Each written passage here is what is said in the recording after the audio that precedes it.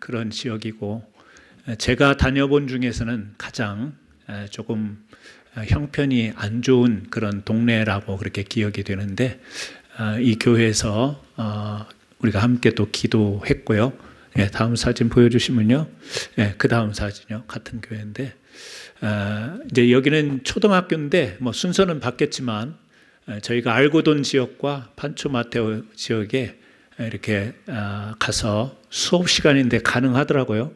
수업 시간인데 수업을 좀 방해한 죄송함도 있지만 들어가서 이렇게 캔디와 또 학용품을 나눠주는 시간을 가졌는데, 저 교복을 입습니다. 정부에서 공급해주는 교복이고, 또 선교사님이 학교 교실 하나를 5,000불을 들여서 이렇게 지었기 때문에 언제든지 학교에 가면 이렇게 성경 보급과 더불어서 웰컴하는 그런 분위기가 돼 있는 초등학교 2곳을 저희들이 방문했습니다. 그 다음 사진은요.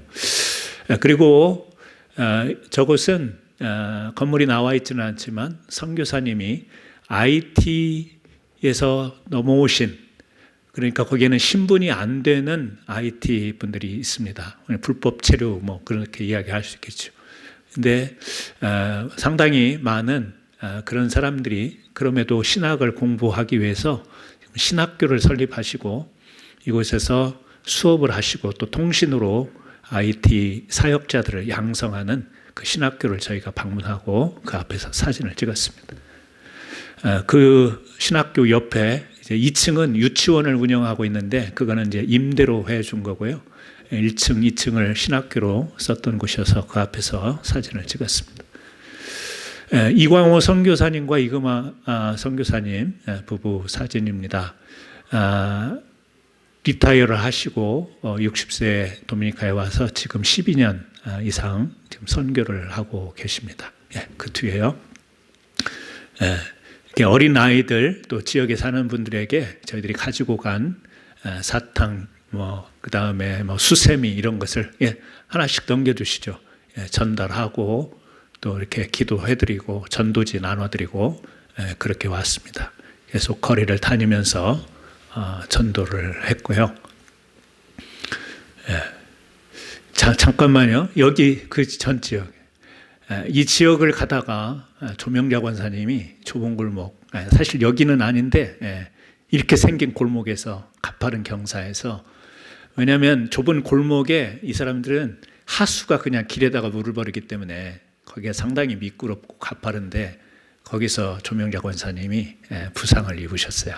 그래서 다행히 911 불러서 응급조치를 하고 미국에 와서 이렇게 수술을 하게 됐는데, 그 다음 사진. 저니까 그냥 넘어가시고요. 이제 저희들이 베케이션 개념으로 거기에 있는 현지 호텔에서 이렇게 오전에는 아침 8시 반에 출발해서 오후 1시까지는 선교 사역을 하고 1시에 돌아와서 호텔에서 이제 자유 시간을 가지고 쉬면서 이렇게 또 휴양의 시간을 가졌습니다. 식사도 하시고요.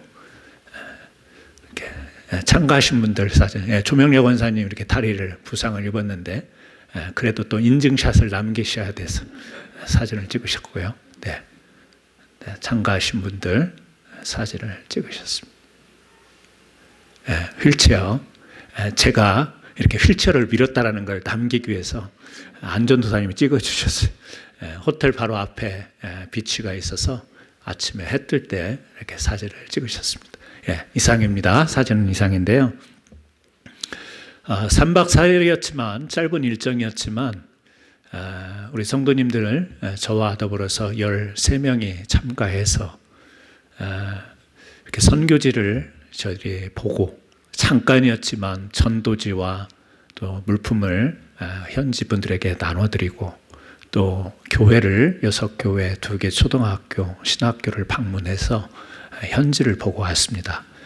우리가 가지 않고 보지 않아도 하나님께 기도하는 마음으로 우리가 선교를 하고 또 물품을 보내고 선교비를 보내지만 이렇게 직접 현장에 가서 그들의 삶의 모습을 보고 또 하나님의 긍휼하심이, 하나님의 은혜가 어떻게 임해야 되는가를 간절히 바라면서 우리가 또 다녀오는 계기가 되어서 참 감사했고, 또 비록 사고가 있었지만 모든 분들이 또 잘 다녀올 수 있음을 감사하고, 또 갈 때 저희들이 큰 가방 2개를 또 그리고 나눠서 물품을 가지고 갔는데, 이 선교 물품을 도네이션 해주신 우리 성도님들 한 분 한 분께 진심으로 감사드립니다.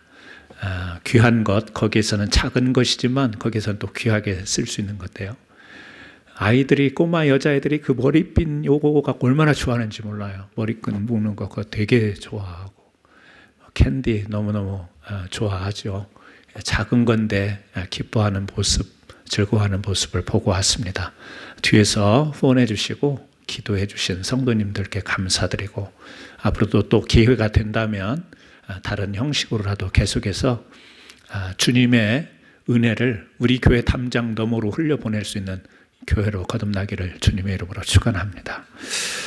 오늘 말씀은 우리가 창립 45주년을 맞이해서 어떤 말씀으로 우리 성도님들과 은혜를 나눌까 하다가 지난주에 우리 부활절 연합 새벽 예배 때 나눴던 그런 말씀이 있었습니다. 그 말씀 가운데 성경 구절이 있었는데요. 항상 이 복음이 전파되는 곳에 사도 바울은 그런 인사를 했습니다. 하나님의 은혜와 긍휼과 평강이 넘치기를 원하노라. 이게 바울의 인사였어요. 교회를 향한 인사였고 성도들을 향한 인사였습니다. 바울뿐만이 아니겠지만 이 인사말이 성경에 기록되어 있는 것은 바울의 인사가 아니라 하나님의 바람이기도 하다, 이렇게 보여집니다. 하나님이 우리 교회를 향해서, 그리고 우리 성도님들 한 분 한 분을 향해서 은혜와 긍휼과 평강이 넘치기를 원하노라. 오늘 또 하나님께서 45년의 짧지 않은 이 역사를 가지고 있는 우리 교회를 향해서 주시는 격려요, 위로요, 또 용기를 주시는 말씀인 줄로 믿습니다. 긍휼에 대해서는 부활절에 나누었기 때문에 오늘은 이 평강이라는 것을 좀 한번 생각해 보려고 합니다. 그래서 말씀의 제목을 평강의 공동체로 아버지께 나아가다.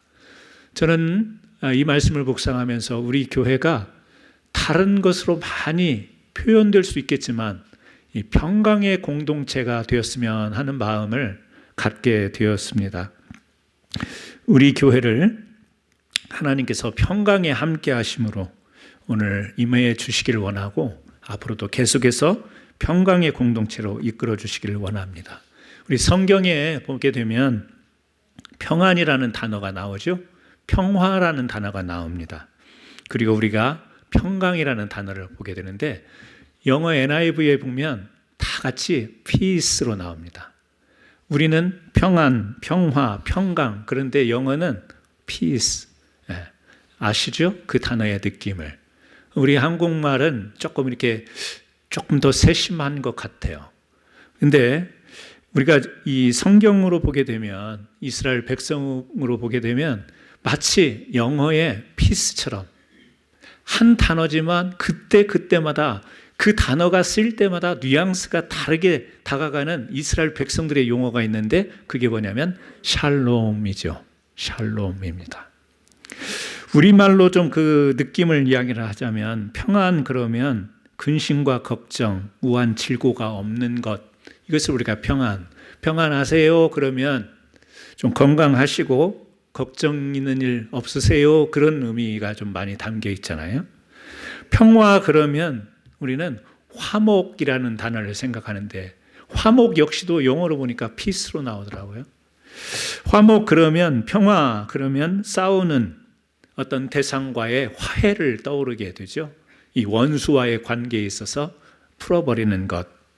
그런데 평강, 이것은 아무래도 이스라엘 백성들이 사용하는 샬롬의 원어에 가까운 느낌 같습니다. 구원과 자유와 번영과 행복을 담은, 다시 말하면 하나님의 은혜로 우리가 죄 가운데서 자유하게 되고 이 구원의 삶을 이루어가는 상태, 그 구원의 상태는 하나님이 우리와 함께 하시는 상태, 이것을 우리가 우리말로 평강이다, 이렇게 표현을 할 수가 있겠죠.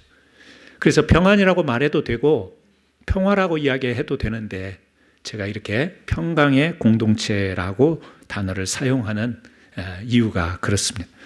이사야 9장 6절에도 예수님께서 이 땅에 오실 것을 예고하는 말씀 잘 기억하시죠? 이는 한 아이가 우리에게 낳고 한 아들을 우리에게 주신 바 되었는데 그 어깨에는 정사를 베었고 그 이름은 기묘자라 모사라 전능하신 하나님이라 영존하시는 아버지라 그리고 마지막에 평강의 왕이라 이렇게 표현하고 있습니다.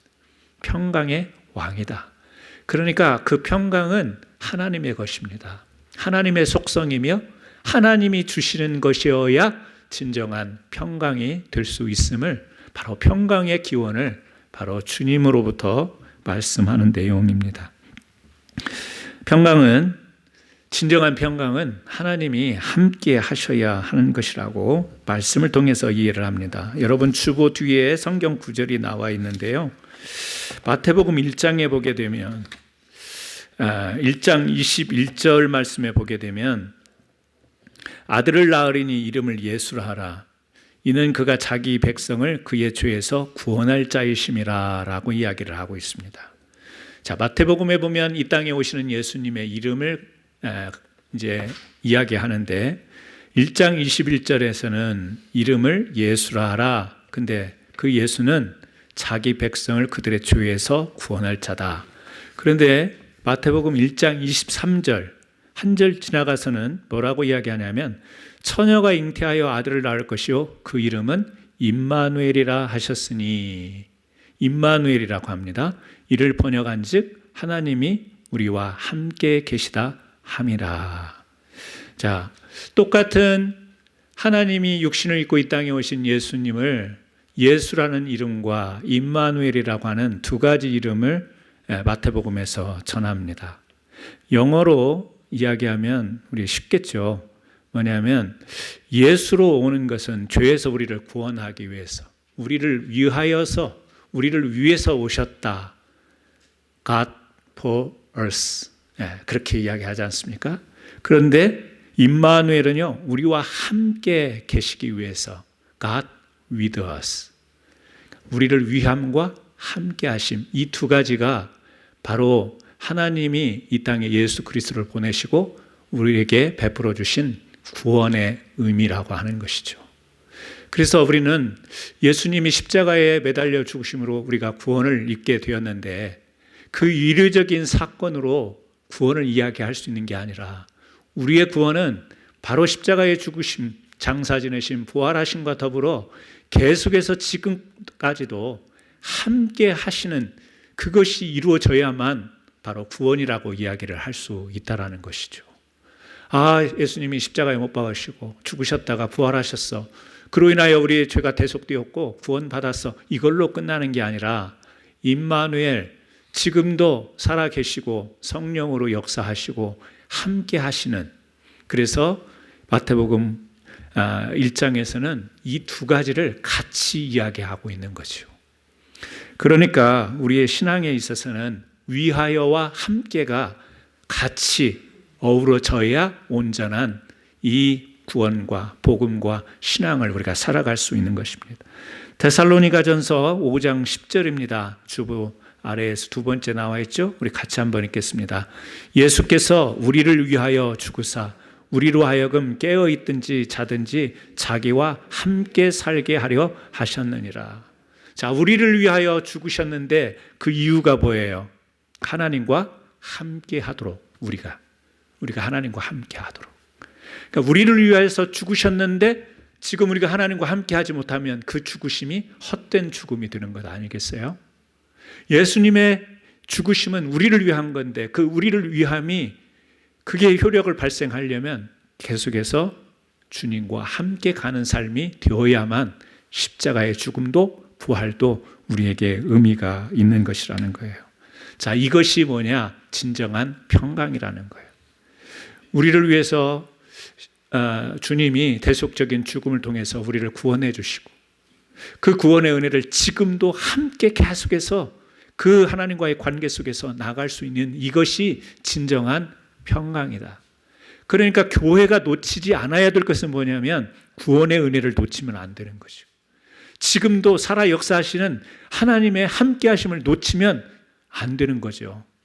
우리 교회 공동체는 이것을 기억해야 됩니다. 구원 공동체요, 복음 공동체요, 주님과 함께하는 공동체. 우리는 다 우리 성도님들은 교회 와서 믿고 다 구원 받았는데 그걸로 끝나는 게 아니라 계속해서 주와 함께 나아가는 교회가 되어야 된다라는 거죠. 그래서 우리가 전도를 해야 되는 사명이 있습니다. 이 사명도 뭐예요? 많은 사람들에게 예수님이 당신들을 위하여 그것을 우리가 전하는 거죠. 그리고 그분들도 예수를 알지 못한 분들도 이제 하나님과 함께 살아가는 삶을 살아가도록 우리가 복음을 전하는 것이고, 이 세상 속에서 그 주와 함께하는 삶이 계속해서 전파되도록 교회는 그것을 사명으로 함께 우리가 가지고 나가야 되는 것입니다. 요한 1서 1장 3절에도 바로 그런 내용을 이야기하고 있어요. 우리가 복음을 너희에게 전함은 너희로 우리와 사귐이 있게 하려 합니다. 우리라고 하는 것은 사람들, 교회를 이야기하는 것 같지만 주님이 세우신 몸된 교회를 의미하는 것이죠. 우리와 사귐은 아버지와 그의 아들 예수 그리스도와 더불어 누립니다. 함께라고 하는 단어가 다양한 표현으로 계속해서 성경을 보면 나옵니다. 마가복음 3장에서도 그런 이야기를 합니다. 또 산에 오르사 자기를 원하는 자들을 부르시니 나온지라. 이에 12를 세우셨으니 제자들을 이야기하죠. 이는 자기와 함께 있게 하시고 또 보내사 전도하며 귀신을 내쫓는 권능도 그들에게 주심이라. 이런 말씀이 나오는 거예요. 그러니까 여러분, 우리가 하나님이 함께 하심, 이것은 구원의 개념과 다른 개념이 아니라 같은 통일선상의 개념으로 이해를 하고, 오늘 여러분들이 주님과 함께하는 신앙생활을 하는 것이 얼마나 우리 신앙에 소중한 것인가를 우리는 기억해야 됩니다. 그러니까 우리의 신앙은 과거라고 이야기할 수 없고 미래에 다가오는 천국을 구원이라고 이야기할 수 있는 게 아니라 과거도 미래도 지금 현재라고 하는 이 시점을 우리는 지금 이 시간, 이 순간을 주님과 함께하는 삶을 살아가야만이 과거의 은혜도 의미가 있는 것이고 미래의 천국을 소망 삼는 것도 우리가 제대로 바라볼 수 있는 것이 되므로 우리의 신앙은 항상 현재형, 지금 이 순간 내가 주님과 함께 살아가는가, 우리 교회가 지금 이 순간 45년 전에, 20년 전에, 10년 전에 우리 교회가 이랬어, 이런 것들이 지금 의미 있는 기념과 기억의 역사가 되려면 지금 이 순간도 주님의 사명을 놓치지 않아야 되고, 주님의 은혜와 긍휼이 우리 교회에 머물러야 되고, 주의 성령이 함께 하심이 지금 이 순간에도 있어야만 우리 교회 45년의 발자취가 의미가 있는 것이죠. 지금 주님이 함께 하시지 않는데 45년의 그 역사를 이야기한들 무슨 소용이 있겠어요? 앞으로 천국을 소망 삼겠다고 하는데 지금은 내가 아니지만 나중에 믿어서, 나중에 잘 믿어서, 나중에 돌아와서, 여러분, 그 나중이라는 것이 보장이 될까요? 그것이 내 의지처럼 생각처럼 될까요? 마음은 그렇겠지만 그것은 보장되지 않는 결심이고 의지겠죠. 미래의 소망도 지금 이 순간 주님이 함께 하실 때 그것이 우리의 산 소망이 되는 거죠. 말로 하는 소망이 아니라 산 소망은 지금 이 순간 하나님의 함께 하심, 그 평강의 은혜가 있어야만 가능한 거예요. 그래서 우리 교회가 이 평강의 공동체로 어떻게 나아갈까? 우리 성도님들과 이야기하다 보면 많은 그런 이야기를 나누게 돼요. 우리 교회의 비전, 앞으로 우리 교회 10년 뒤에 걱정하시는 분, 염려하시는 분, 또 긍정적으로 또 하나님이 역사하실 거니까 너무 걱정하지 말라는 분, 왜? 여러 가지 이야기를 합니다. 왜 그렇죠? 우리 성도님들의 연세가 이제 점차 퇴식하면서 그런 이야기를 제가 많이 들어요. 앞으로 목사님, 제가 돌아다니면 얼마나 돌아다니겠습니까? 앞으로 여행을 하면 얼마나 여행하겠습니까? 앞으로 뭘 하면 얼마나 하겠습니까? 이런 이야기를 자주 듣습니다. 시간이 다가온다라는 거예요. 근데 그 시간이 이 소망적인, 우리가 천국을 소망 삼지만 이 땅에서의 우리의 그 남은 시간을 생각하는 것은 뭐냐면 이제는 뭔가를 이 땅에서는 내려놔야 되는 시간의 개념으로 생각하기 때문에 우리가 그런 말씀을 하는 거예요. 여러분, 그렇습니다. 시간이 다가오고 시간이 우리에게는 좀 겁이 나는 것도 있기는 합니다. 그리고 또 교회의 미래를 생각하면 젊은 사람도 없는 것 같고 앞으로 어떻게 교회가 계속해서 건재하며 나갈 수 있을까 이런 걱정을 하는데 저도 똑같은 생각입니다. 그러면서도 하나님의 말씀으로 들어가 보면 자, 미래에 대한 소망을 갖는 거지 우리 교회가 건물이 사라져버리고 성도들이 흩어지는 그래서 캔사스 한인 장로교회의 존립의 문제를 생각하면서 우리의 소원은 교회가 계속해서 이어지는 것입니다 라고 하는 그런 우리들의 바람이 있는 것이죠. 그러나 우리가 그런 염려도 있겠고 걱정도 있겠으나 중요한 것은 지금 이 순간 우리가 할 일을 하는 거죠. 찬송하고 기도하고 예배드리며 주님이 주신 그 사명이 있다면 그것을 가지고 열심히 우리의 시간은 다가오고 우리가 내려놔야 될 때는 다가오고 또 우리가 앞으로 이 교회에 젊은 청년들이나 학생들이나 어린 아이들이 계속해서 우리의 신앙을 전수해서 이어갔으면 좋겠는데 걱정이 되기는 하나 우리가 걱정하고 애를 쓰고 계획을 하고 한다고 또 되는 일은 아니기에 그런 면에서 미래가 없는 게 아니고 소망이 없는 게 아니라 묵묵히 하나님의 함께 하심을 믿는 믿음을 우리가 갖고 하나님이 함께 하신다라고 하는 그 속에서 이 주시는 평강으로 우리를 채우게 된다면 주님이 하실 줄로 믿습니다.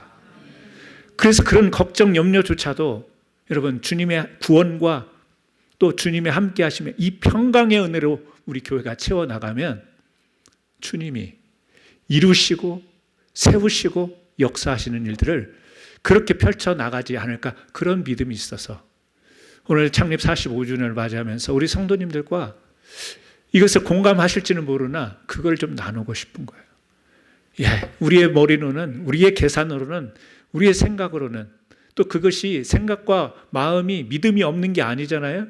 사랑하는 마음 또 우리가 정말 간절히 교회를 사모하는 마음으로 그런 이야기를 할 텐데 그것조차도 주의 평강 가운데 내려놓을 수 있는 저와 여러분이 되기를 주의 이름으로 축원합니다.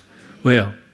우리와 함께 하셨던 전혀 예수 믿지 않을 것 같은 여러분들을 함께 하셔서 구원해 주시고 지금 예배 드리는 분도 계시잖아요. 전혀 예수와는 믿는 것과는 상관이 없을 내 인생에 그런 것이 없을 거라고 생각하셨던 그런 분들 중에 여러분들이 계실 건데 지금 예배하고 찬양하고 인생을 하나님께 의지하고 맡기고 가시고 계시잖아요. 왜요? 하나님이 함께 하셨기 때문에 그래요. 우리의 가족 중에 우리의 자녀들 중에 아직도 믿음의 길로 들어서지 못한 가족이 있을 수 있습니다. 간절히 바라는 것은 빨리 주님 품으로 돌아와서 예수 믿고 구원받았으면 좋겠는데 어찌 우리 그 노력과 우리의 기도만큼 반응이 없을 때 답답하기도 하죠. 그러나 주님이 함께 하실 줄 믿음으로 이런 평강의 주님을 의지하고 계속해서 그 기도를 이어가시기를 주의 이름으로 축원합니다. 주님이 함께 하실 것이기 때문에. 그래서 우리 교회 공동체는요, 여러 가지 눈에 보이는 것들이 있지만 그래도 평강의 공동체가 해야 될 일은 뭐냐? 벽을 쌓지 않고 다리를 놓는 거. 우리 많이 듣는 이야기 아니에요? 벽을 쌓지 않고 다리를 놓는 거. 캔사스 한인 장로교회 너무 벽이 높지 않는, 아니 벽이 허물어지는, 우리 교회라고 하는 이 범주를 딱 정해놓고 벽을 쌓는 이런 교회가 아니라 나가서 바로 하나님께 연결하는 브리지 역할을 하는 그런 교회로. 우리가 그런 생각이 없겠어요? 다 그런 생각이 좋은 말이죠 라고 하지만 실제 우리 몸이 움직이다 보면 우리는 벽 쌓는 일에 얼마나 익숙한지 모릅니다. 우리가 태생이 그런 게 아니라 세상이 그런 방식으로 가기 때문에 그래요. 세상에 나가면 계속 벽을 쌓습니다. 우리가 끼리끼리라는 말이 그 말 아니겠어요? 있는 자들끼리, 배운 자들끼리, 통하는 자들끼리 뭐예요? 벽을 세워놓고 거기에 우리가 생각할 때 수용하기 어려운 사람들은 못 들어오도록 알게 모르게 벽을 세우는 일들이 세상에서 우리가 겪는 일 아니에요? 그래서 자존심 상하고 상처를 입기도 하고, 그래서요 참 창피하기도 하고, 마음에 그래서 두고 봐라 이런 그런 마음이 생기기도 하고. 왜 그렇죠? 세상은 가는 곳마다 벽으로 이렇게 다 쌓여 있기 때문에 그렇습니다. 근데 심지어 교회에 와도 벽이 존재하는 거예요. 교회에 오면 어떤 벽이 있나요? 사랑의 벽. 분명히 사랑이라고 말하는데 벽이야. 그 사랑을 내가 전하고 사랑을 나누는 대상이 딱 정해져 있어. 벽은 벽인데 멋있는 이름의 벽이야. 사랑의 벽. 네. 용서의 벽이 있어요. 교회는 주님처럼 용서해야 돼. 그래서 다 용서하는 줄 알고 왔는데 자기가 허용되는 한에서만 용서를 해요. 자기가 용납이 안 되면 용서가 안 되는. 그게 교회 안에 있을 수 있는 거예요. 여러분, 주님이 분명히 우리에게 보여주신 말씀은 그런 벽이 아니잖아요. 하나님과 세상을 연결하는 브리지 역할이 십자가였고 고난이었고 순환이었잖아요. 그러니까 우리가 말로만이 아니라 우리의 몸이 십자가를 져야 되는 것은 뭐냐면 우리가 바로 그 다리가 돼야 되는 것이죠. 우리 교회만 부흥되고 우리 교회만 잘 되고 우리 교회는 어려움이 없고, 여러분 그러면서 감사하고 찬양하고 교제하는 것이 저 교회는 참 행복해 보이고 저 교회는 참 은혜스럽게 보인다 할지라도 주님이 말씀하시는 평강의 공동체는 아닐 수 있다라는 거예요. 우리는 평화라고 이야기하는데, 우리는 화목했다고 이야기하는데, 우리 교회는 평강이 넘친다고 하는데 주님이 보실 때는 벽 쌓고 있는 교회가 될 수 있지 않겠습니까? 그 점을 우리는 좀 냉정하게 우리 스스로를 바라볼 수 있었으면 좋겠습니다. 거울을 보면 다듬고 가꿔야 되는 거죠. 뭔가 흐트러져 있는데 거울 보고도 하나도 옷매무새를 제대로 다듬지 않고 얼굴을 제대로 가꾸지 않으면 거울을 보는 이유가 무슨 이유야? 아무 쓸모가 없는 것 아니에요? 주의 말씀을 보고 이렇게 창립 45주년이라고 하는 이런 기념주일에는 우리가 45주년에 거울을 맞대고 우리 교회를, 우리 성도들이 스스로가 다시 한번 우리의 영적인 옷매무새, 우리의 심령을 다시 한번 추스를 수 있는 그런 기회가 됐으면 참 좋겠습니다. 우리 교회는 이웃에게 다리가 되고 세상에 나가서 큰 다리만 다리입니까? 징검다리도 다리인데 우리가 가질 수 있는 힘, 우리의 역량이 작다면 그냥 징검다리라도 될 수 있는 거예요. 물 안 먹고 물에 빠지지 않고 그곳을 건너갈 수 있는 그 받침돌만 되더라도, 디딤돌만 되더라도 여러분 다리가 되는 거죠. 여러분 차 몇 차선이 되는 그런 거대한 대교를 생각한 그런 것만이 다리는 아니죠.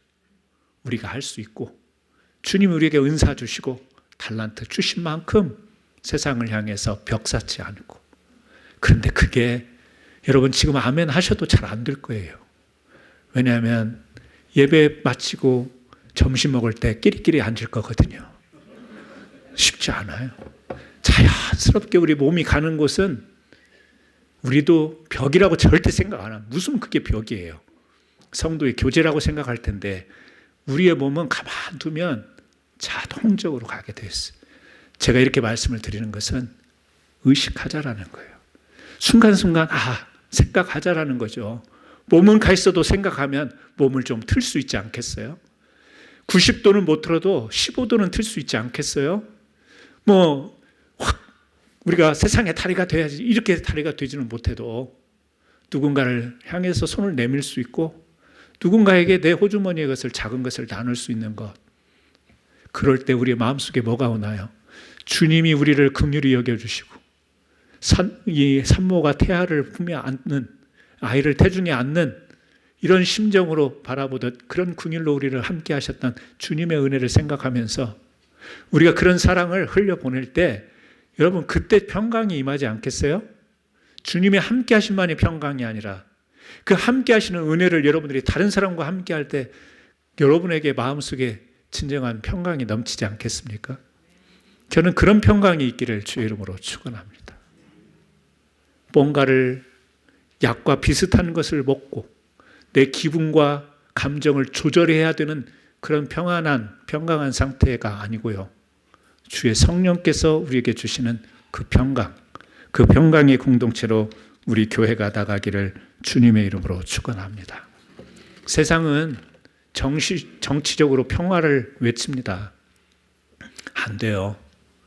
정치 안 됩니다. 구호물자 경제적인 것 지원해가지고 평화가 오나요? 우리는 사는 동안에 내내 봤잖아요. 안 되는 거예요. 복음이 들어가면 될 줄로 믿습니다. 이렇게 말하는 것이 너무 비약적으로 이야기하는 것 같지만 여러분, 유럽도 그렇고 독일도 그렇고 러시아도 그렇고요. 이 복음이 들어가는 곳에 진정한 평화가 있는 거예요.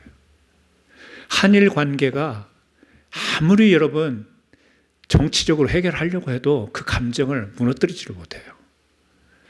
일본에 나가 있는 선교사님들이 굉장히 어려워해요. 왜? 일본에 대해서는 선교를 잘 후원을 안 하려고 하니까. 네. 일본 사람인데 항상 일본을 이야기할 때는 일본 놈이라고 이야기를 하고, 스포츠를 해도 일본은 이겨야 되는 것이고, 이 감정이 너무 뿌리게 되어 있는 거예요. 왜? 우리 민족이 당한 순환과 고난이 있으니까. 그래서 우리 한국 교회사에 보면 참 슬픈 이야기들이 많이 있어요. 1919년 3.1 만세운동이 일어날 그쯤에 일어난 일인데요. 수원의 향남면 제암리라고 하는 곳에 교회가 있었는데 한 33가구가 살고 있었는데요. 일본 사람들이 와서 침략을 해와서 교회로 마을 사람들에게 이제 전할 말이 있다고 교회로 다 모이게 해서 그곳에 문을 잠그고 불을 지르고 창문으로 나오는 사람들을 총을 쏴서 죽인 사건이 수원의 향남면 제암리에서 일어났습니다. 그의 이제 또 후손들 아니면 친척들 이런 사람들 얼마나 여러분 그 고통을 평생 살아가면서 어떻게 감당이 되겠어요? 그런 와중에 이제 1970년도에 일본의 오야마 목사님이 일행을 이끌고 이 제암리에 왔습니다. 그리고 속죄 기금을 가지고 와서 그곳에 기념교회를 재건합니다. 재건하고 그 친척들 관계된 분들에게 진정한 사죄를 예수의 이름으로 하게 돼요. 그때 우리 한국에서 막 난리가 났었다고 그래요. 저는 기억을 못하지만, 저는 잘 모르지만, 왜냐하면 믿지 않는 사람들에게는 그걸로 될 문제가 아닌 거예요. 교회 조그맣게 세워놓고 옛날에 그렇게 학살했던 것을 다 용서하라고 넘어갈 수가 없는, 그때 막 반대가 굉장히 많이 있었다고 그래요. 그런데 이 믿음의 교회 그리고 그 성도였던 그 가족들, 친지들이 함께 그곳에서 찬송하고 예배한, 그래서 저도 기회가 되면 이 제암리라고 하는 곳을 꼭 한번 가보고 싶은데, 그래서 그 교회가 건립이 됐는데요. 그걸로 용서가 되고 화해가 된 건 아니겠지만 함께 예배를 드릴 수 있었다라는 것, 여러분 복음만이 진정한 평화와 평강을 이 땅에 줄 수 있다고 생각을 합니다. 지금도 세계 곳곳에서 수많은 갈등과 전쟁이 일어나는데 정치와 경제의 원리로 세상이 돌아가고 있지 않습니까? 평화가 있을까요? 주님 오실 때까지 없을 것 같습니다. 그렇더라도 절망하지 않고 교회에게 주신 사명은 평강의 사명이기에 우리가 세상과 나라와 민족까지 생각하지 못하더라도 교회 주변의 작은 일에 또 교회에게 주시는 사명에 우리 교회가 귀한 평강의 사명을 잘 감당했으면 좋겠습니다. 그래서 우리 가는 곳에 성령의 교통이라는 말이 여러분 너무 귀한 말인데 우리가 너무 쉽게 쓰이고 있습니다. 성도의 교제, 그 성도의 교제는요 세상의 교제와 달라요. 세상의 교제는 그렇게 생각을 안 하는 경우도 많이 있겠지만 그래도 우리가 앞뒤를 이렇게 좀 재고 그러지 않습니까? 내가 이 사람과 교제해서 이런 사귐을 가져서 손해볼 것 같으면 그 사귐에 뛰어들지를 않습니다. 인간적인 기분과 느낌, 그런 판단, 가치를 다 따져서 교제를 하는 게 우리 사람의 교제예요. 막 손해만 보는데 내가 그 사람과 사귈 이유가 뭐가 있어요? 그게 우리들의 생각이잖아요. 근데 평강의 공동체는요, 교통의 교제예요. 어떤 교통이죠? 성령의 교통. 주고받는, 오고 가는 교통. 성령의 교통이라고 이야기해요. 그러니까 우리 성도들의 교제도, 교회 안에서의 교제도 이루어지려면 성도의 교제가 성령의 교통 가운데 이루어지는 교제가 돼야 될 줄로 믿습니다. 그렇지 않으면요, 성도들끼리 앉아서 세상 이야기하면서 교제해요. 남 흉보면서 교제해요. 막 깔깔거리고 웃는데 들어보면 욕하고 있어. 성도의 교제가 아니에요. 남을 비방하고 세상적인 그것을 기쁨으로 삼고 즐거움을 갖는 이야기를 하면서 교제를 나누는 것은, 아니, 우리가 세상 살아가니까 세상 이야기 하는 거죠. 뭐 가정 이야기하고 자녀 이야기하고 부모 이야기하고 먹는 이야기하고 여행 가는 이야기 하죠. 그게 우리의 삶인데, 그런데 그런 이야기 속에 뭐죠? 우리는 성도인 거죠. 그래서 성령은 우리로 하여금 항상 뭘 맺게 하죠? 성령의 열매를 맺게 하잖아요. 그러니까 내가 열매를 맺어서 그 열매를 주고받는 교제가 되면 좋겠지만, 우리가 언제 항상 사랑, 희락, 화평, 인내, 온유, 절제 막 이게 그런 걸로 교제가 되나요? 의식하는 거죠. 말을 하다가도, 교제를 하다가도 친한 사람들끼리 잘 싸우잖아요. 왜? 말이 조금 어긋나서 참아야지. 왜? 내가 인간적으로 참는 게 아니라 성령의 교통은 그런 거니까. 사랑해야지. 긍휼의 마음이 일어날 때 그냥 일어나는 게 아니라, 동정의 마음이 아니라 성령께서 우리에게 주시는 마음이니까. 여러분, 그런 성령의 열매가 맺혀질 수 있도록 교제를 이루시면 참 좋겠어요. 우리 캔사스 한인 장로교회 성도의 교제는, 저 교제를 통해서 성령의 열매가 맺었으면 좋겠어요. 저 권사님과 저 권사님이 뭔 이야기를 하는가 봤더니 나중에 그 이야기 속에 뭔가 열매가 맺혀지고, 장로님들끼리 이야기하는데 그 대화 속에서 뭔가 열매를 맺혀지는 그런 공동체면 참 좋겠어요. 저답지 않은 표현을 하는데 참 좋겠어요. 어색하다라는 이야기예요. 설교는 이렇게 하지만 저도 어색해요. 왜? 어떻게 막 성령의 열매를 의식하고 어떻게 막 재밌게 이야기하는데 그런 걸 의식하냐. 어색한 줄 압니다. 저도 잘 안 될 거예요. 그래도 그런 교회가 됐으면 참 좋겠어요. 어색하지만 노력했으면 좋겠습니다. 45주년을 맞은 우리 교회, 주님이 함께하는 평강의 공동체, 평강의 성도님들 되시기를 주의 이름으로 축원합니다. 기도하시겠습니다. 우리 함께 하나님, 우리 캔사스 한인 장로교회가 평강의 공동체가 되기 원합니다. 짧지만 기원하고 소원하는 마음으로 함께 기도했으면 좋겠습니다. 잠시 기도합니다. 기도하겠습니다. 하나님 아버지, 오늘 예배소서 2장의 말씀을 통해서 지난 45년 동안 우리의 교회를 인도하신 하나님을 생각하면서, 그리고 45년의 역사 속에 얼마나 많은 수고와 헌신으로 여기까지 온 우리 성도님들이 있습니다. 하나님, 우리가 세상에 벽을 쌓는 교회가 되지 말게 하시고 세상에 주님의 다리를 놓는 교회가 되게 하셔서 하나님, 늘 풍성한 주의 성령의 열매가 맺혀지는 세상과의 교제가 이루어질 수 있도록 도와주옵소서. 우리 교회에 계시는 모든 성도님들뿐만 아니라 연약하고 힘들어하고 고통받고 고난받고 있는 지역과 또 이웃들에게 하나님, 주의 사랑과 긍휼, 은혜를 함께 나누는 교회로 거듭날 수 있도록, 그래서 내년 46주년에는 47주년에는 더 풍성한 열매로 하나님께 영광 돌리는 교회 될 수 있게 인도하여 주옵소서. 예수님의 이름으로 기도합니다. 아멘.